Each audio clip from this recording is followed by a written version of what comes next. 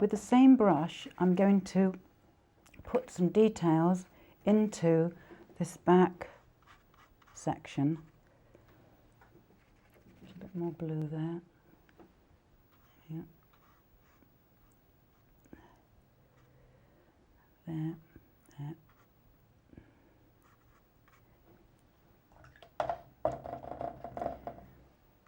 Bringing some colour and tone down into there.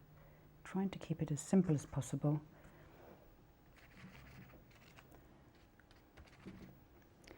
I'm going to put some windows in now, just the larger windows, keeping them, again, soft, understated. And then I'm going to go into a smaller brush in a second. Just putting those in, and the side of this building. And getting it a bit dark around here. Right. Just getting some details, just here, some lighter details, and then we'll go in for a smaller brush. A little bit lighter. There we go. We'll just stop while it dries. Right, using a number 4 round-headed brush, I'm going to place in more details. Right, so we're getting some little slots and some little dashes and dots, but fairly freely, and again, understated. Getting a little bit of decoration and form in here.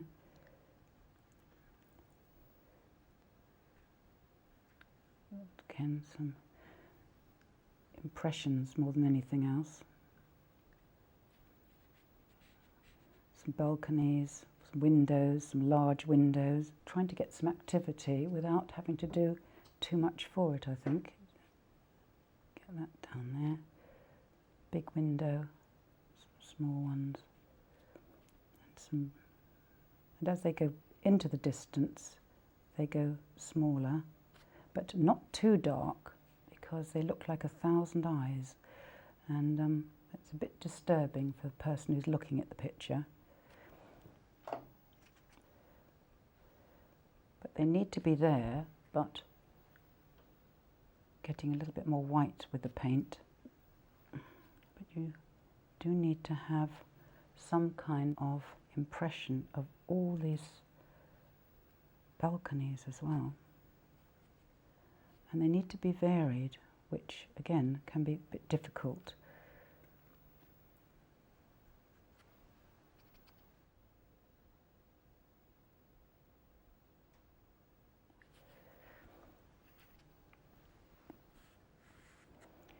Now there's some jetties here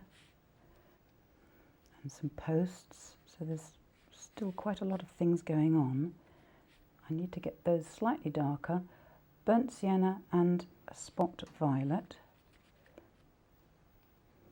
And I'm going to put this gondola in now, and this little chap. There he is.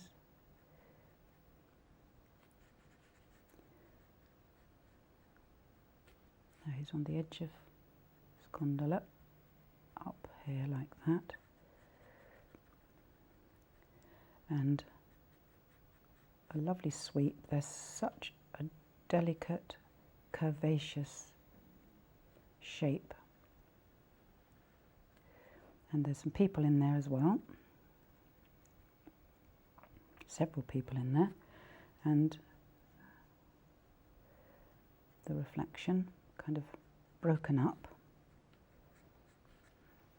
Could still be intensified slightly because it's the focal point, so that's going to be the darkest point and the most important point there.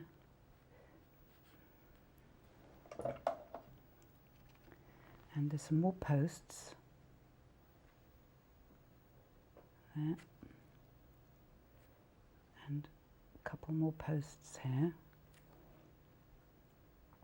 These can be highly decorated as well. They're all decorative, sometimes with golds and reds. I'm going to put some red in there in a minute, but we'll just put these in, and then again, they're all broken with the reflection.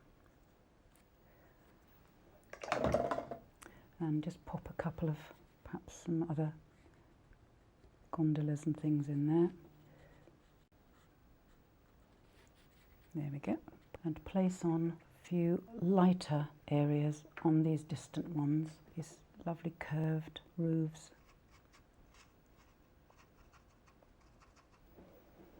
And another area of light.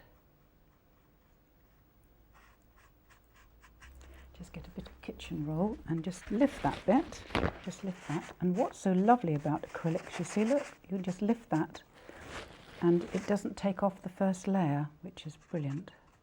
And that can be a little bit like a light silhouette at the back. And a few more details here. There we are, just little spikes and decorative finials and things there. Some windows. Soften it with your finger sometimes. Some edges. Put some windows in there. Curved bits there. Oh, there's some more chimneys there. Now we need to let this dry for a moment because I'm just going to put some light areas over the far buildings in a minute.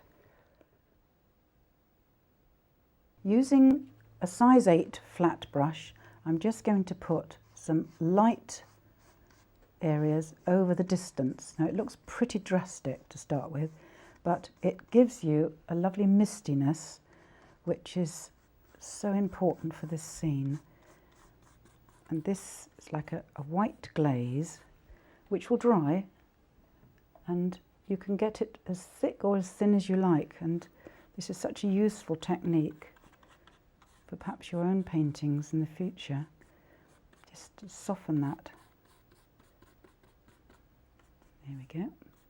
And just leave that to dry. I'm going to darken up this area slightly while that's drying with blue and white here, so that becomes slightly darker. So this will concentrate your mind and your eyes to this area, and this will come down here. Yeah, just breaking the brush strokes over that area and applying a little bit of red to perhaps the top of his clothing and around here.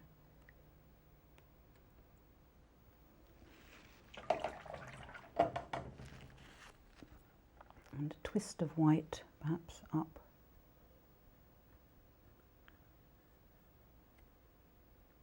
Top of his head. A little bit more. Just a couple of little streaks here.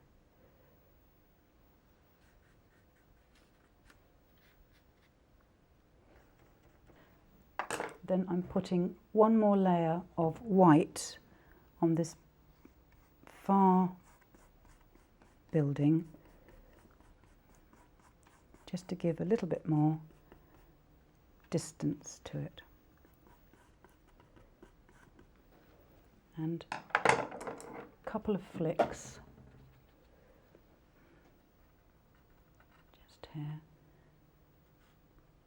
just to highlight some of the lighter windows and features just here.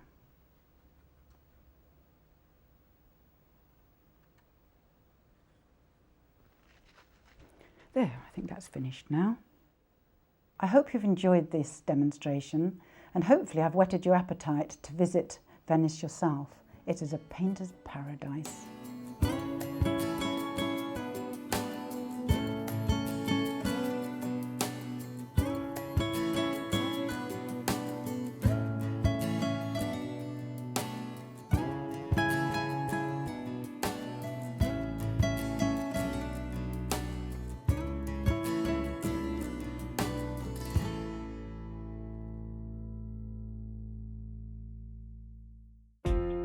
now available to buy. Try these techniques at home whenever you wish. The DVD of today's workshop and the book that accompanies this series are now available to order from the Painting and Drawing channel. For further information and to order your copy, go to www.paintingdrawingchannel.com.